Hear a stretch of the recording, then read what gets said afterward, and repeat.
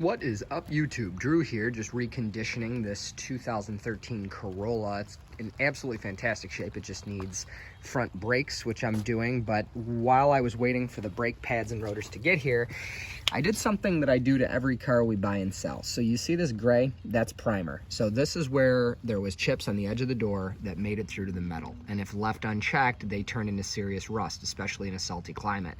So what I've done here already, unfortunately it started to rain since I started this, but what I've done here already is scraped off the rust. They sell touch-up pens that have a scraper on the tip and a brush and a bottle of your own paint right at the dealer.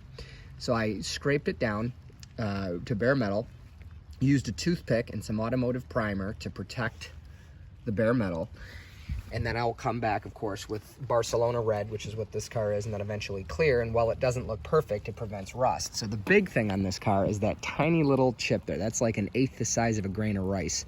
But that chip, if left unchecked, you can see it doesn't go down to the windshield yet. If left unchecked, will turn into a rust bubble that really, body guys will tell you, if they're honest, that rust can't be fixed, and that's the truth.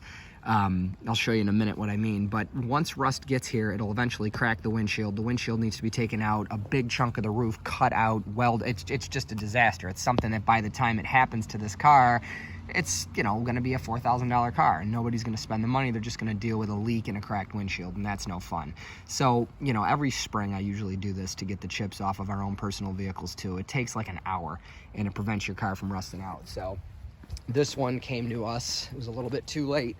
That's just that right there. Major work needs to be done. That started out as a stone chip that just kept going. So that's what happens if you don't take care of your rust chips. And then the other thing, body guys will tell you, if they're honest, again, that rust will come back, and they're right. This 1950 Chevy was restored in the 70s, and there's the rust coming back. It's been like that since at least 1998, but the point is, once metal rusts, unless you cut away, you know, on something like this, I would need to start here, cut all the way up, take all that out and replace it, and hope I do a good job on my welds and my prep work and sealing, or else I'm just gonna get rust where I cut.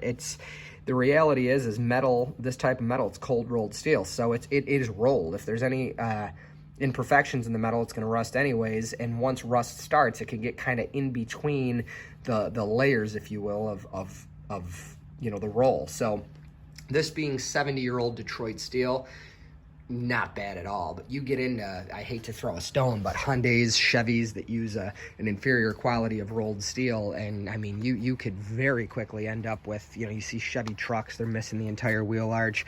You see, you know, again, not to pick on anybody, but you see Hyundais that are only, you know, 5-10 years old, and they got rust bubbles here.